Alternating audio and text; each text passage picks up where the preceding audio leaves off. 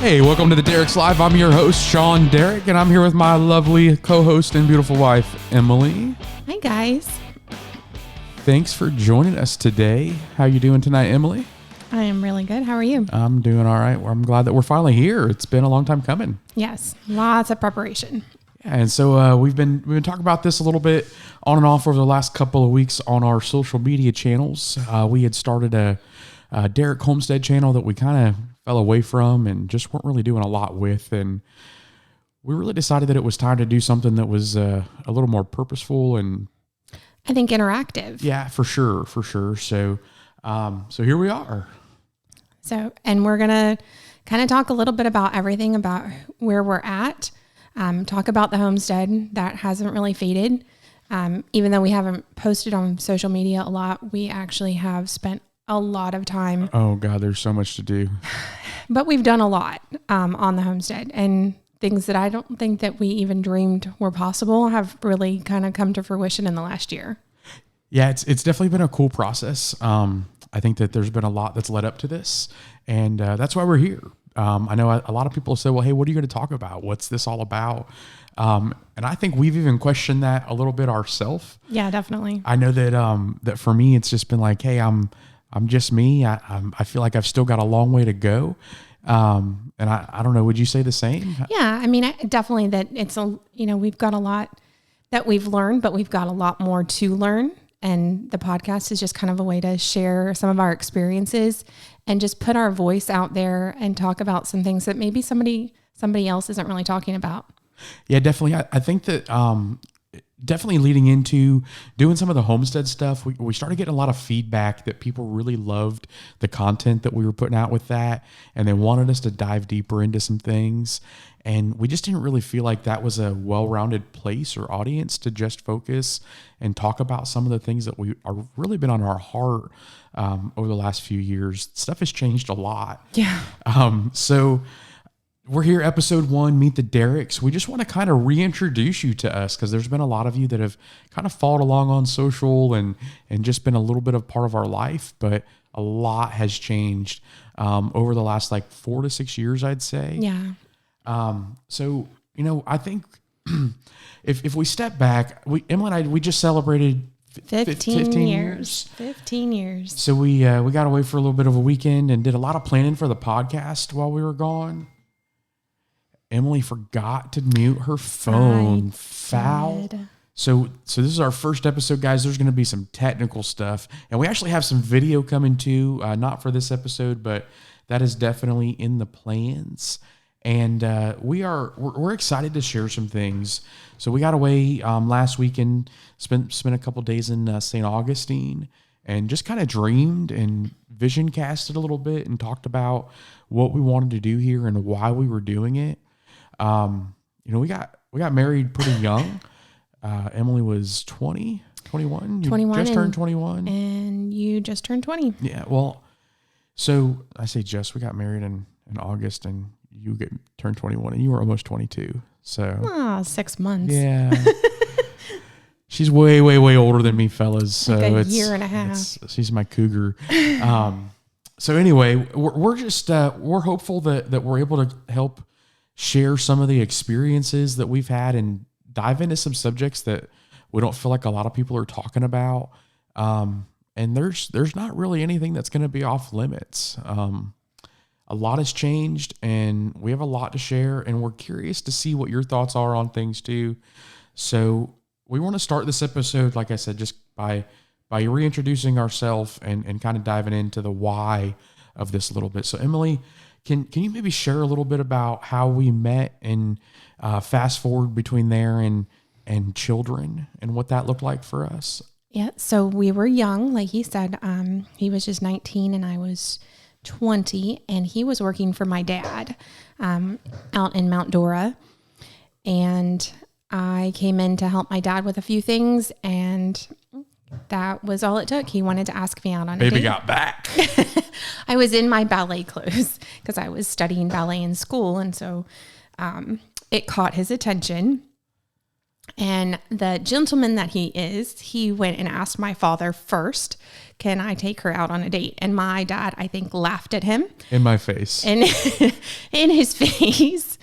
And said, yeah, you can ask, but she'll probably tell you no. No, I think his exact words were, I can't make her say yes. That's right. So I think he had this expectation that I was asking him to persuade you, and that was not the case. Just trying not to get fired. So my dad actually told me, like, hey, there's this guy at work that's going to ask you out, and you can do whatever you want. And the day before, or that day when I was getting ready to head to the office, I had actually prepped in the mirror that I was going to tell Sean no. And like, I don't date people from work. It's not personal.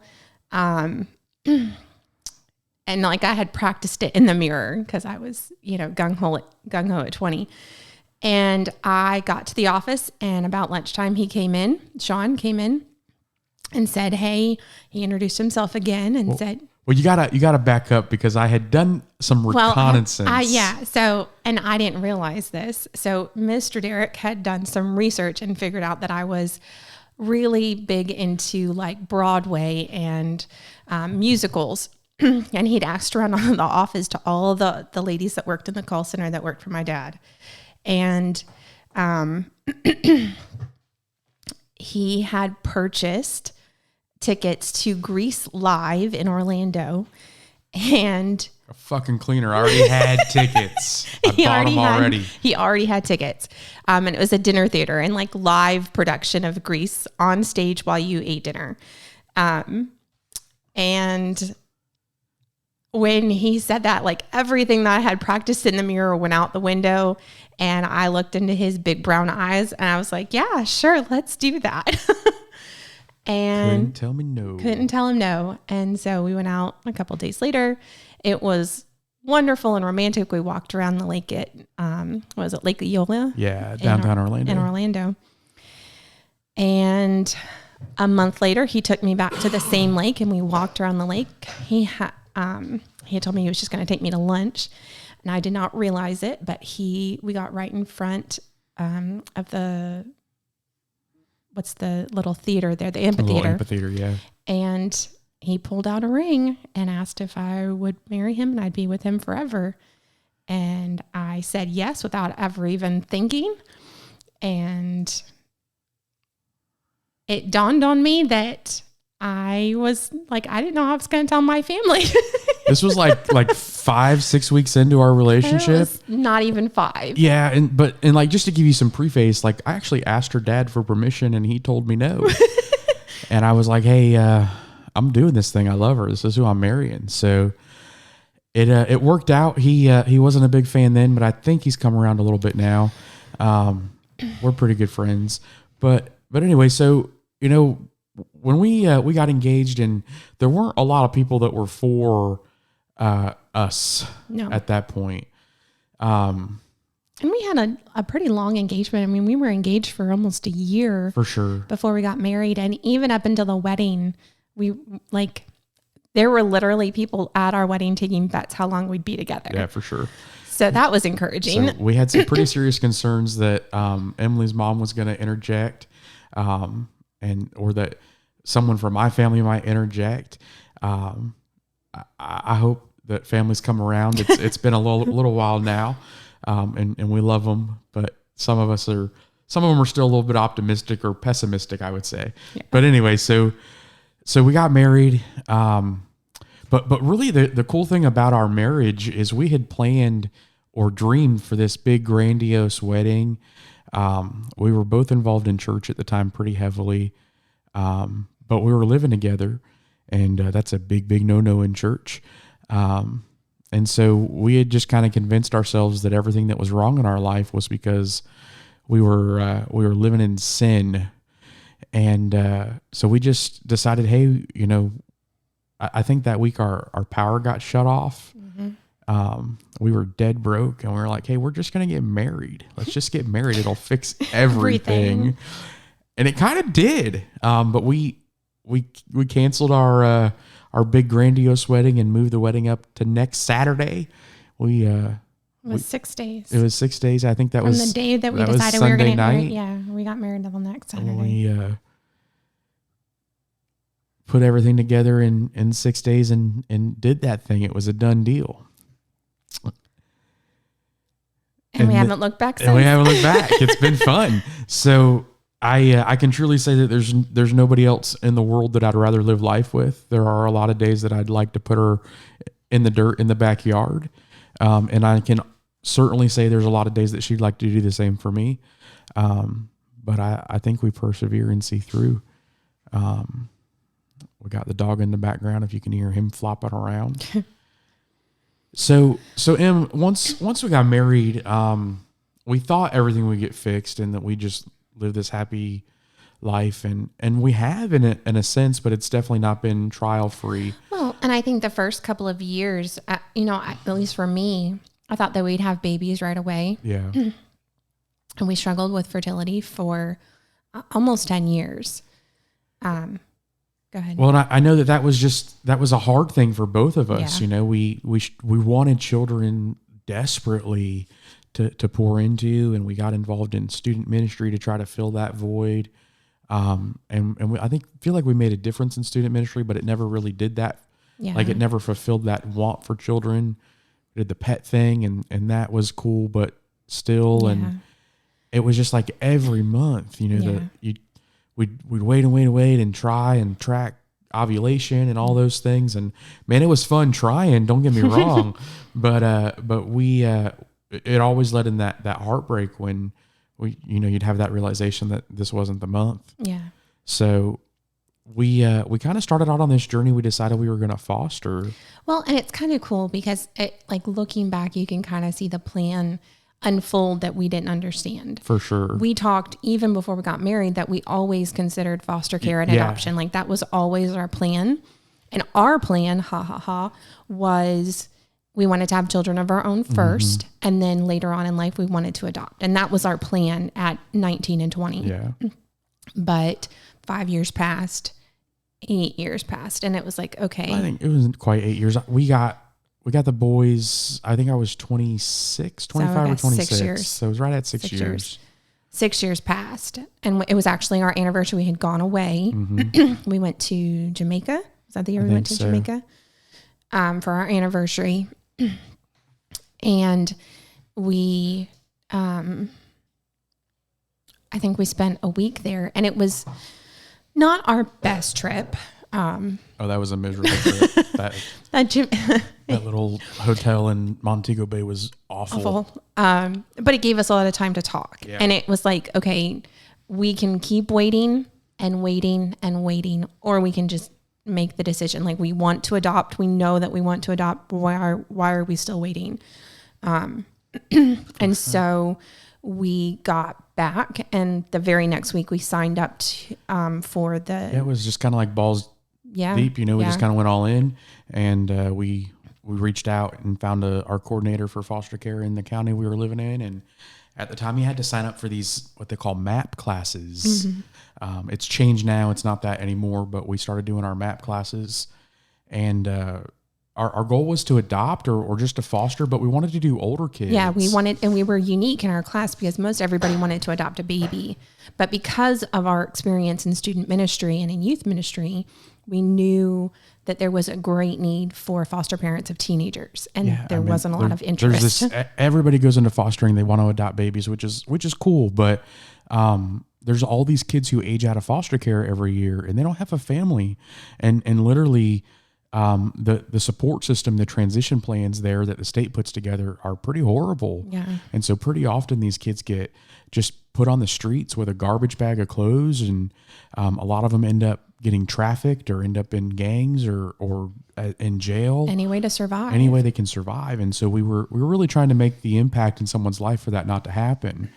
And our plan was to do that for a stranger, but through that MAP class, they give you these homework assignments every week, and one of the homework assignments that they gave us one week was to figure out the birth dates on our family tree and to put together a family tree, and everybody needed a birthday as far back as we could go. And I think the gist of it was being able to realize like how these kids connect with your family and how you guys are similar. And well, and also to help them create that tree for themselves eventually. For sure. So what ended up happening out of that is I don't have a really close relationship. It's a much stronger relationship now than it was at that time. But my father's side of the family, my dad has been in prison for murder actually since I was just a month old. So that's a whole nother episode. But I don't have a good history of my family there just because I hadn't had a really strong relationship. So I actually called my uncle and was asking him, hey, what are some birth dates and times and stuff for some of these people? And I had to explain to him, why I'm asking all these weird questions. And he says to me, well, hey, Sean, did you know your aunt's kids are actually in foster care?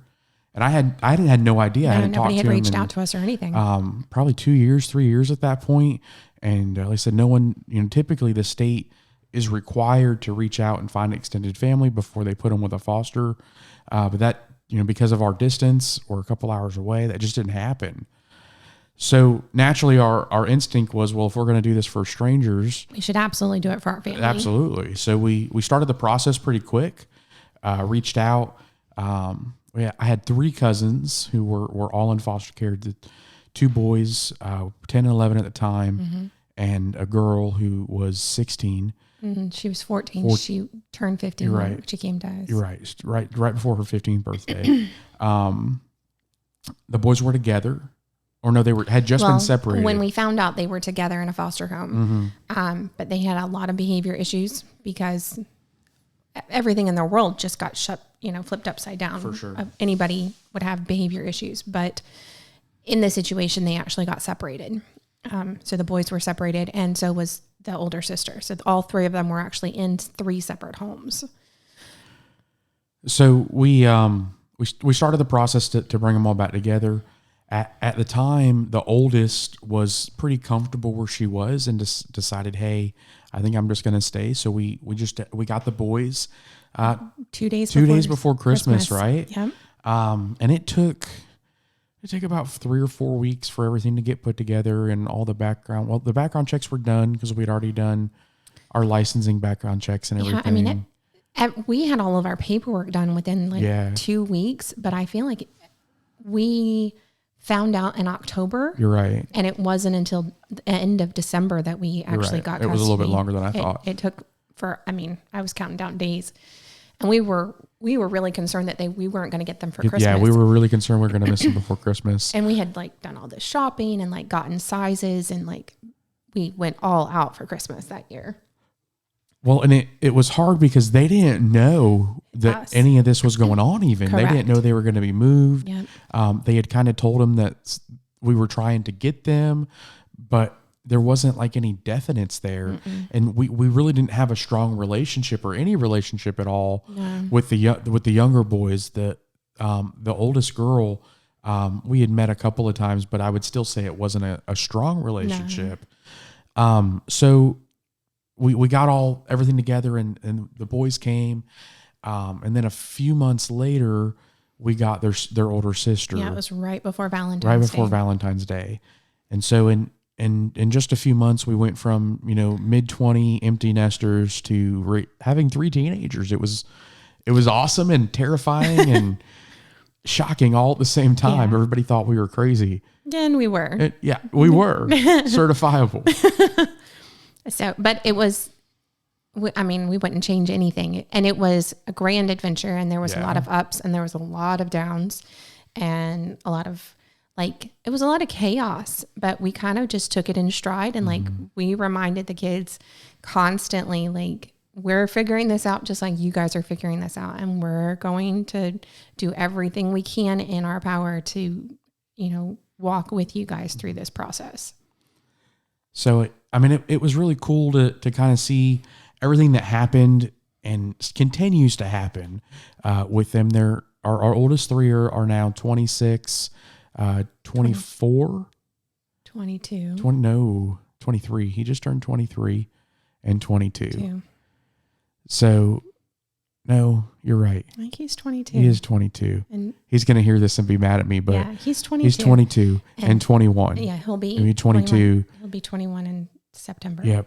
So we have the oldest three, and then so our oldest three might have a sister who's just a year younger than me, and she got killed in 2016. We lost her, and she had a few daughters, different fathers, and a couple of the kids went to their fathers, but one of the fathers was in prison, and there was nobody to take the 1-year-old.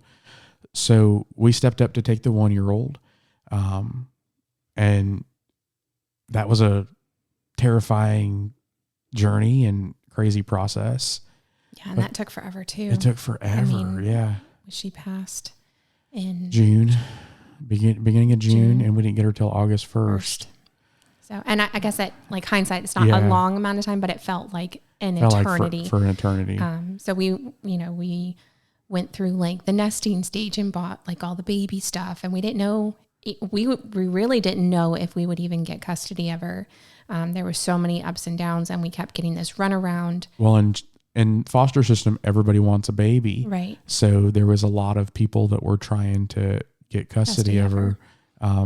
As far as foster families, because a lot of foster parents go into fostering with the goal of adopting a baby, right? Which there's nothing wrong with. There's nothing against that, but because of the demand, it was challenging, right. To get custody of her. It was hard, but we finally did, and we were overjoyed and overwhelmed all at the same time. Of medical issues that had kind of gone unaddressed. Well, and I think at the same time we were dealing with some stuff in the house with the middle boy, with the youngest boy. You're right. To try and, some behavior things there. He has autism, and there were some other things that were leading in there that were challenging, to say the least.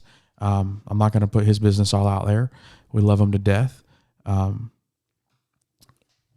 it was a lot at that time. Yeah. So it was a reality. But we figured it out and dealt with it the best we knew how, and moved on and learned a lot in that experience, and have learned way more since that experience. We've been really, I know we were just discussing the other day, we were reading a book that we really felt like would have helped us a lot with that. And, you almost feel guilty for not having access to those things earlier and diving in earlier, but hindsight's 20/20, and you only do what you know, right? Yeah. So we say that to say, so once we came through that, it was probably, was it a month? How long after? We got custody of, well, she was 1 at the time in August, right at the beginning of August. And then in sometime in October, we found out I was pregnant. Yeah. So Emily was told that she'd never be able to have children. She's always had a problem with ovarian cyst. And it was just because of that, we just didn't think we were going to be able to have kids. And we had kind of come to terms with it. Yeah, like, for sure. This is okay. This is where we're supposed to be. And we really, we love all of our kids, but we were really content with our big kids. And then, with the littlest one coming, like, that was the baby. Yeah. I think honestly, like, we were getting close to the end of like being empty nesters again in our like early 30s, and we're kind of looking forward to it. It was like, we can go travel and like do crazy stuff. Just getting into like the prime of our careers and really making decent money and able to do some of the things we wanted to do. And then along came babies, and that was, when we got the youngest adopted. But you do what you got to do for family and for what it is. So, we got pregnant, had our first biological child, and it was actually, so their birthdays are just a day apart. I was in labor all day on our 1-year-old's, well, it would have been her second birthday. I was in labor all day on her birthday, and it wasn't until just after midnight that I actually had our first. So it was a joke that no, she's going to have her own birthday. We're not going to, they're not going to share. They're not going to share a birthday. And they were very purposeful about that. Yep. So hour and a half. Is that what it was? It was like 56 minutes. So it was interesting, but we didn't think, we thought, well, we got pregnant. That was a fluke, never happen again. And then it did. So we have our youngest is 2. So we have three at home now. They're at home, 7, 5, and 2. Yeah, and it's an adventure every single day. I tell Emily all the time that if we had our youngest first, we would have had no more. No more she children. is feral. Absolutely fucking feral. But she's the cutest thing and the smartest thing you'll ever meet. We were doing, I don't remember what happened earlier, but she's been a terror all day long. And we were sitting at the counter and she did something that was just absolutely adorable. And I just she called for her sisters for dinner. But it was just I put the plates down and so, she called her sisters. It's dinner time. So it's just like, how can something be so like tyrannical and so adorable in the same 5 minutes? It doesn't compute to me. But anyway, so we're parents of 6. And through this whole journey, there's a whole lot of church woven in and out. Yeah. A whole lot of church. We had been in roles where we were student ministry leaders, kids pastors, youth pastors, division directors you were like for denominations, over student ministry and really trying to do what we could for the kingdom of God. I was a full-time pastor for a little while. It didn't really work out the way I hoped it had. And there was just this point where, we just said, hey, we're going to go start our own church. And, we started doing a little home thing, and we had this pastor come alongside of us that invited us back to our home church. And the plan was to transition into the church and eventually take the church over, is what he'd asked us to do. And, there were just some things that happened through that process that we weren't comfortable with, and some timelines that, got pushed out further than what they were told they would be. And it really just put a strain on our marriage. There was a lot going on there. And we just decided that it was time to walk away from that. And there was a lot of other stuff in there. I mean, I don't want to put too much out there. It wasn't just the pastor or the church, or it was a lot of us and a lot of other people. And I think it had a lot like of our family. We were dealing a lot with our kids. Yeah. And trying to do the best we could with the situation. There was a lot of therapy and a lot of counseling that we were seeking out. And that was like schedule wise, that was time consuming. Sure. And it also, there was some hurt from our kids, I think, that they were struggling with, that the church didn't recognize because they weren't familiar with the kind of hurt that. Yeah, I think people expect children to be a certain way. Yeah. And, when you have kids that come out of the foster system, they've been exposed to some things that really rob them of their childrenness, their innocence, Yeah. And so they have these mentalities and viewpoints that are very contradictive to things that people want them to have. Well, and a lot of it's survival For sure. instinct. It overrides a lot of things. So, and things, people say things to you as a parent and to your kids and to try to correct, and they don't always understand your methods because you have to deal with things from a different perspective Right. than what they're typically used to.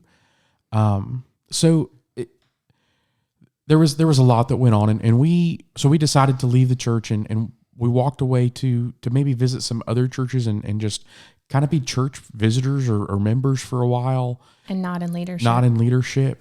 But when you are in church leadership, it feels like everybody wants your gifting when you go visit somewhere. Yeah. And so it was really, I think that you see churches become hoarders of spiritual giftings when people walk in the door. They're always looking for how they can plug them in somewhere. How can we use that to advance our mission, which is okay if it's done in the correct way. But, and that's again, another episode.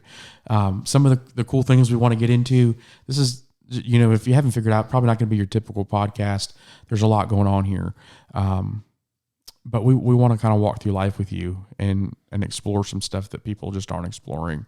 So, but anyway, I digress. So we decided to just visit some other churches, and through this whole process, we've been in a a number of churches throughout our marriage, and always in leadership and always in ministry. And you get to see some things and hear some things and understand some things that at some point make it just hard for you to sleep at night. Yeah.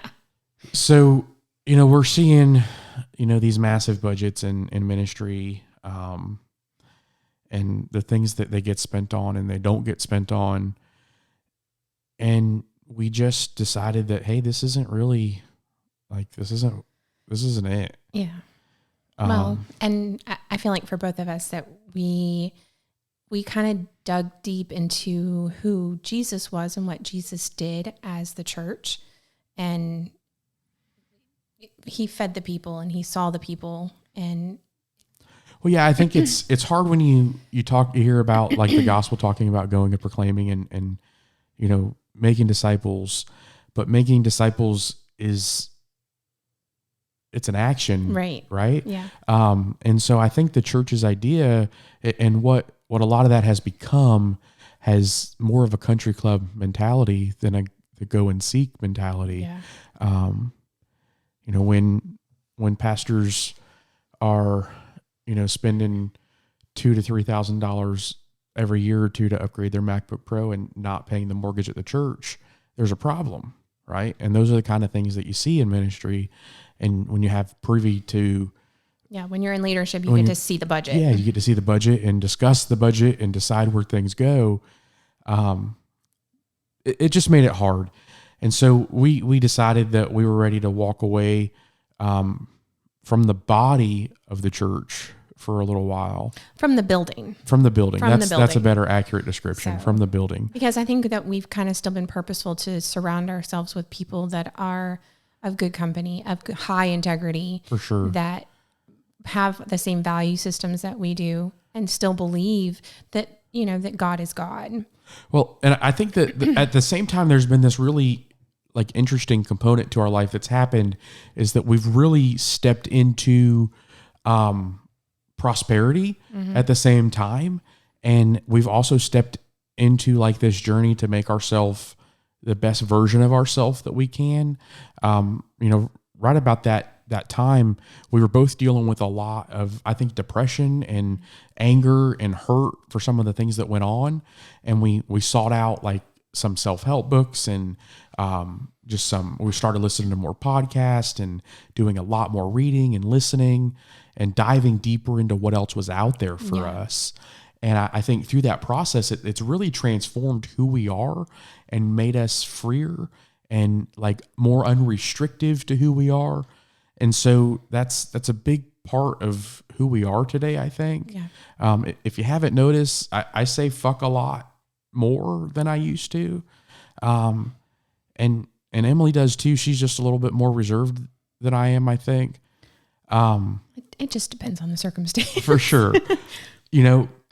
But it's just become this thing and I think where that derived from is if you've ever listened to Gary Vaynerchuk, I started, when I first started diving in, Gary V was the first person that I really dove towards. I read Crushing It. And it changed my life and my perspective on things. If you haven't read that book and you're just not sure what you're supposed to be doing with yourself, go get it. It's a game changer. But anyway, I just realized that hey, I'm not going to hell because I said fuck, right? That's not a deal breaker. And if you think it is, then we can just disagree on the theology behind that. I think that we're called to be decent humans and to be believers and doers and to go and sow.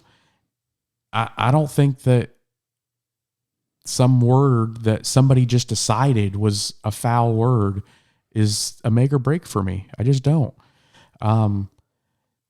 I've always been, and I've always struggled with the line. Yeah. Where's the line? And I've just come to this place in my life that the line is wherever the fuck I want the line to be. And if you're on the wrong side of the line, that's okay. You can be behind me or you can be in front of me. I don't care. You can pick where you want to be. I'm going to pick where I want to be. Yeah. If you don't want to engage, don't engage. You can turn the podcast podcast off. You can shoot me nasty letters and text messages. And I think that the first time I cussed on social media, I got condemned by my old church friends who, told me that I was better than that and I was going to hell. And at the same point, I also got text messages and Facebook messages from people who were in the church that said, thank you for just being you. Thank you for not pretending. Yeah.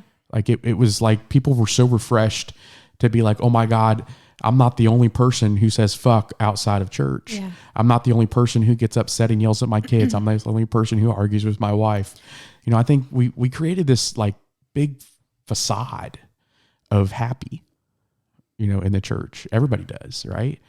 And we pretend while we're on Sunday, we fight with our wife or our husband the whole drive to church. And then we smile when we got to the car and shake the pastor's hand. And everybody sits nice in church and smiles. Go sing about violent wet kisses and come home and fight some more. And I'm joking. We don't fight like that. We actually, we have, but not recently. It's not a normal circumstance. So, but I'm just at this place where I don't care, right? Like I'm going to be me. And if you don't think I'm going to heaven, that's cool. I don't need your commitment. I don't need your approval. You're not the one that determines that. I'll have to answer to God for who I am, and so will you. So, I'm not worried about it. I do some things that are probably pretty unorthodox. I don't care. We're going to be who we are. We don't need your approval. And if you think that we do, just turn it off. I mean, you can keep listening for your own misery. It's going to help our numbers, and, make sure you like and subscribe. Just don't leave negative reviews. Fuck off. All right.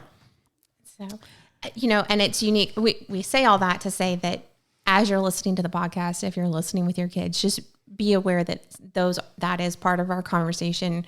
We're not trying to be vulgar, in distaste to your children, but we just want you to be aware of that. And we'll try, if there's something, a little bit more intimate that we're talking about, because we plan on talking about marriage. We plan on talking about things that we're dealing with our children, with behaviors, with diagnosis. Some of that stuff is kind of touchy, and you may want to kind of understand it prior, so it's not something you listen to with your children. Well, and I think that those are some cool things we're going to talk about, but we're going to talk about, I think, some pretty risque stuff too. Correct. We plan to get into some marriage stuff and some sexy stuff. There's not going to be any subjects here that are off limits. Right. And we want you to be comfortable with that. But we also want you to understand that, hey, this might not always be something you can listen to with the kids on the way to school. This is maybe, when you're sitting in the bed at night with the AirPods in, or enjoying your bath or your gym workout or something like that. So we're going to try to keep this around an hour, but it's not always going to be that. This one might be a little bit long. We're at 38 minutes right now. And I know that there's still a little bit we want to cover. But I think our goal, I think one of the things that like I've really struggled with, we've talked about doing this podcast for a while. Yeah. It's been a few years. And people have asked, like, I get on like conversations with people like, man, you should do a podcast or a social media channel or YouTube or something like that. And I've just been like, who the fuck wants to listen to me? I don't have anything to say about stuff, but people keep asking. So I'm going to do it.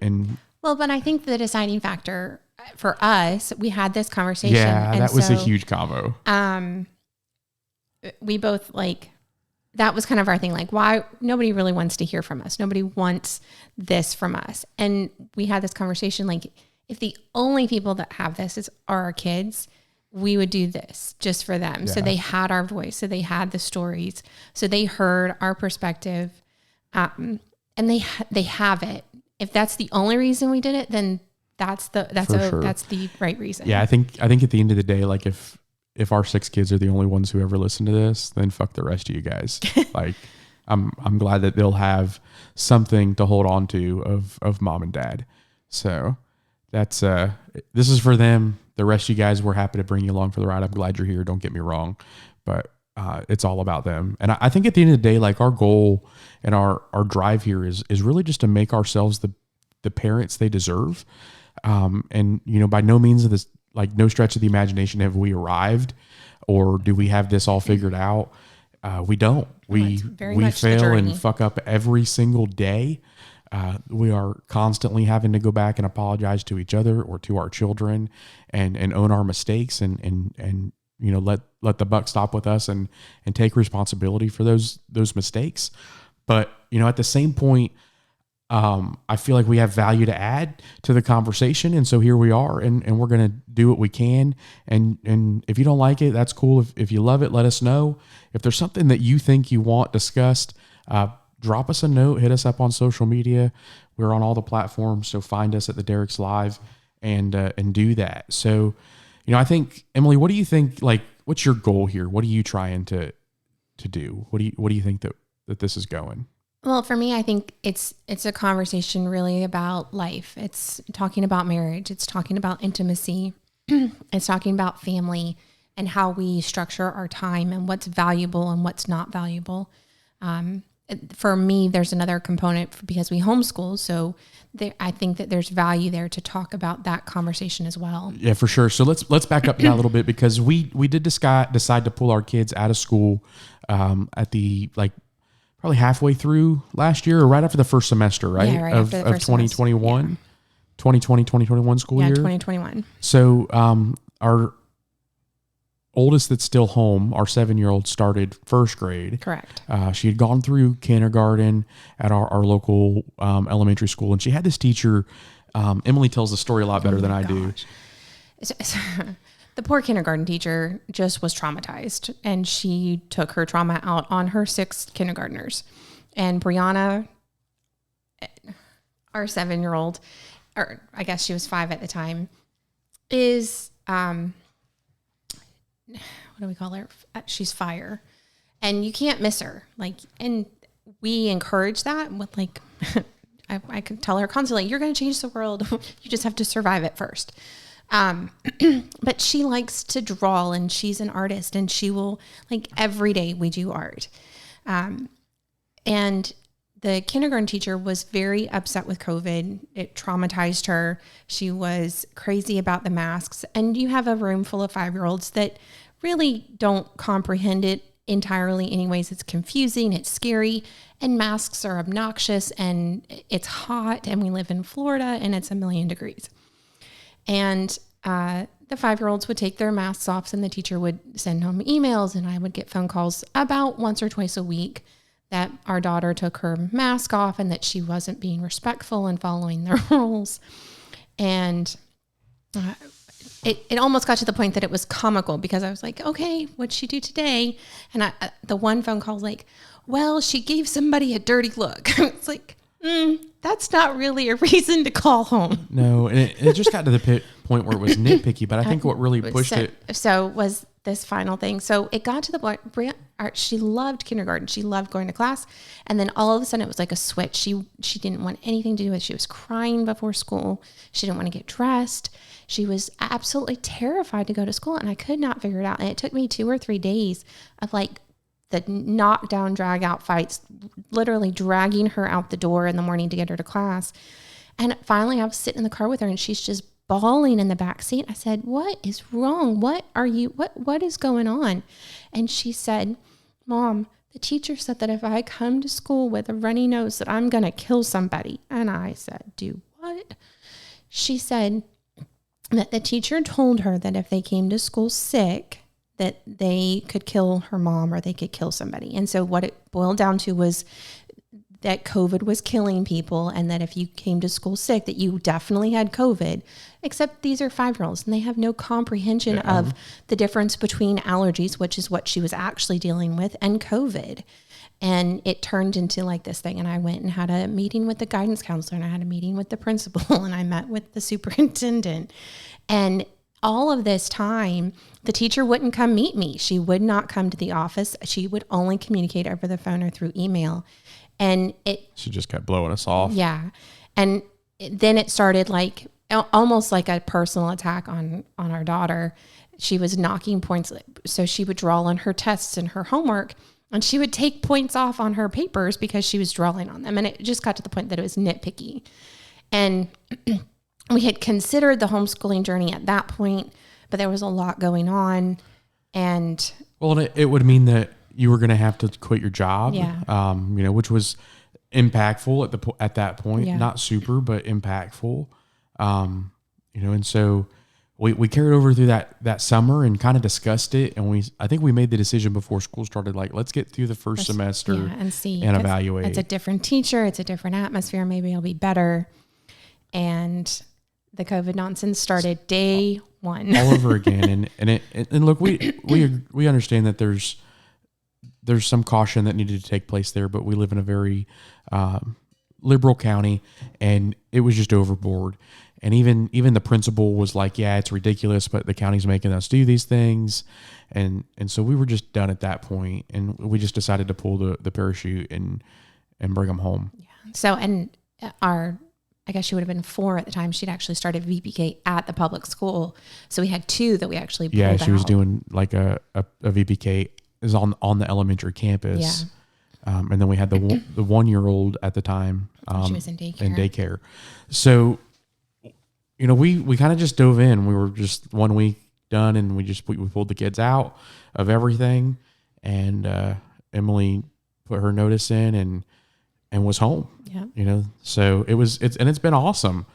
Trial by fire. Yeah, for sure. We've struggled trying to figure out where we were at, where we needed to start. Well, I think our 7-year-old she was a little bit regressed a little bit and was struggling with some reading comprehension and all the things that kids struggle with, and she needed a little bit more one-on-one attention, which I think has been a game changer for her. She is totally night and day different kid now than she was at that point. Even just not just academically, but just emotionally and personality wise, everything. She's calmer. I mean, she still has her moments, but what kid doesn't? Yeah, for sure. I mean, there were times that like I felt like we just like I couldn't restrain her. Yeah. And now she can have a conversation. She can interact with her siblings. She really is. She's just a different person. Yeah. So it's and Emily has done a phenomenal job doing things at the right pace and at the right time and pushing and pressing, but not to a point that it's overwhelming for the kids. Yeah. And I think that has been pretty huge for their development. And so we started our middle child that's at home still was not old enough to technically start kindergarten, but we were just like, fuck it, we're going to do it. She was doing the same work that the older one was doing because I had it. Yeah. And so we've got the two they're 5 and 7 now. So technically first and second grade, or kindergarten and second grade. And then our 2-year-old is really just starting to get into some of the signing and talking and reading and enunciating stuff. Emily's doing a lot of phonics with her. Yeah. What else are you working on with her? So most of our 2-year-old's curriculum is all sign language. And and she's signing so stinking good. It's ridiculous. She signs. It was crazy. We watched her. So she's got an iPad that we use for signing, and it's got several different apps on it. But one of the apps is just like flashcards almost, with like a picture and a word. It doesn't have any sign language. Well, she would flip between that application and the sign language app and find the word that the picture was on the other app and figure out the sign language, and then go back to it, say the word again, and sign it. And like she did it in a matter of seconds. Yeah. And I watched her. I was like, did she just? And then she did it again. I was like, she did. She is putting the pieces together so she can sign words that she wants to figure out. Yeah, and I feel like every time you're like, no, she's stupid smart, bleh, tongue twister. Every time we say that, you're like, yeah, but she's our kid. Like every parent's like, my kid's amazing. Yeah. But when we get her around, like everybody else says she's like ridiculous, and she is. Yeah. She's feral though. She's a lot to handle. Should she jump off the bed right before her 2nd birthday and broke her arm because she thought she could fly? So like that's just our regular. She jumps and climbs on everything. We have installed like Ninja Warrior stuff in the backyard to kind of help focus some of that energy. But she's a hot mess.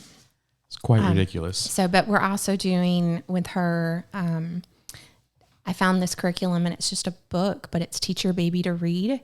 And it's it's really, she's figured it out really, because she figures everything out quickly, but she's figured out the teach your baby to read.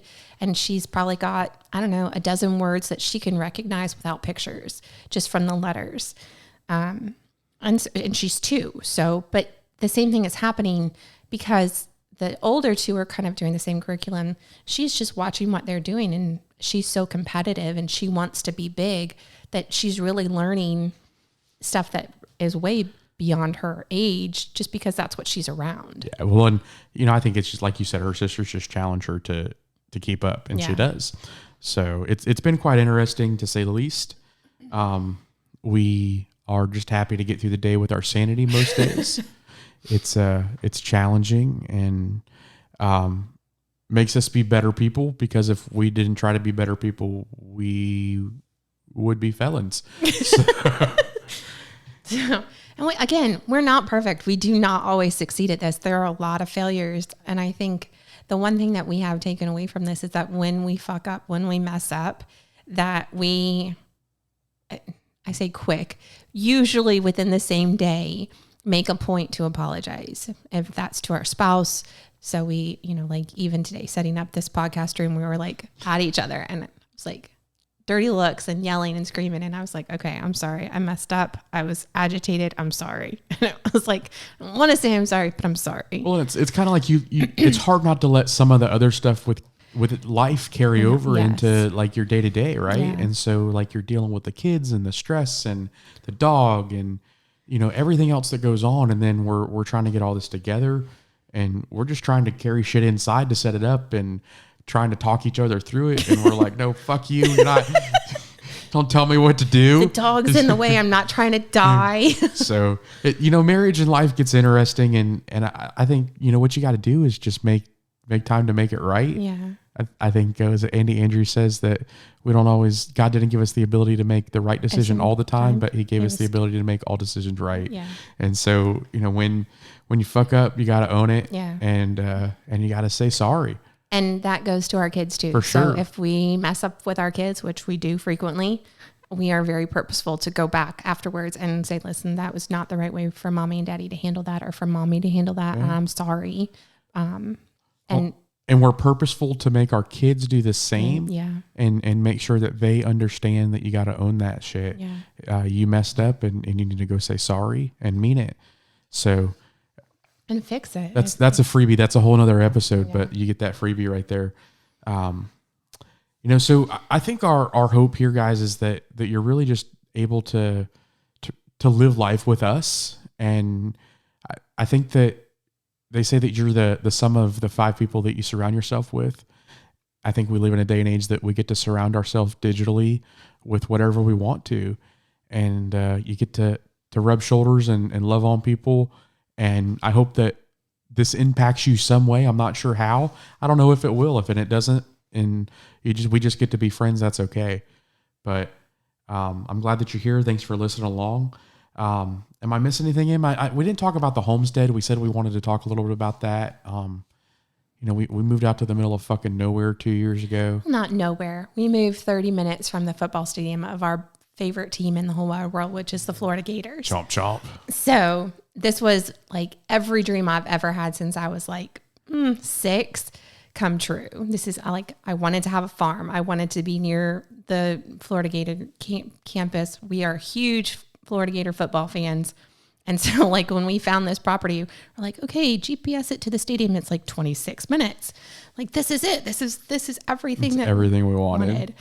Well, I think part of it was we were living in a really close to a very large retirement community. If you know where we live, you're familiar. And there was a lot of stuff going on, just development wise and people wise, and we didn't want to raise our girls in that atmosphere and around the people that were there. We didn't want to raise them in a small cookie cutter neighborhood.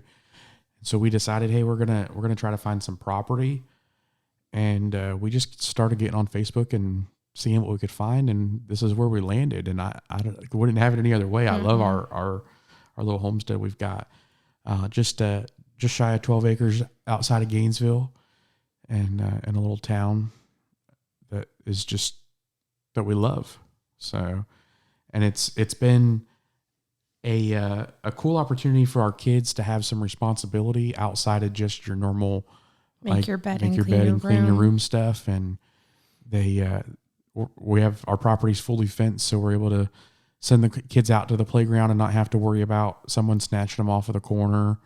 It's been nice. We really like it, and it's been a journey. It's an adventure. It's definitely different than living in the suburbs. And we're still trying to figure it out. Like, yeah, for sure. We're not there yet. There's still a lot to do. We got chickens and rabbits and dogs, and like it's growing.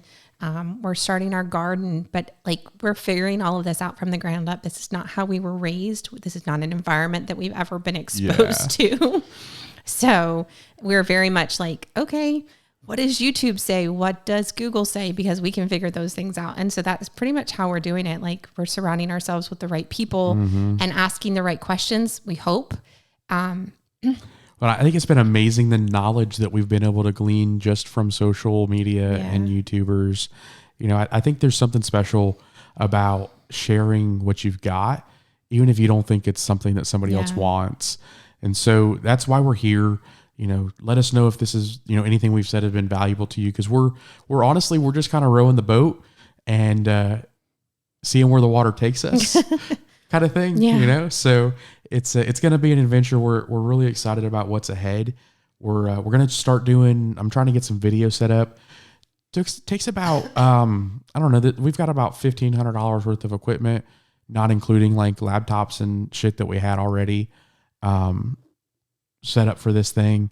And we've really only got 2 mic setups. We're going to add a couple. I've got some interviews lined up already to bring some guests in that are going to be able to help talk about some different subjects and help deep dive into some things that might be valuable to you as parents or, you know, individuals or whatever you're in. There's going to be a lot of different content here. So, you know, make sure you're following us on all the platforms. You know, give us a review so you can push those rankings and help us get up and get some more downloads. But thanks for following along.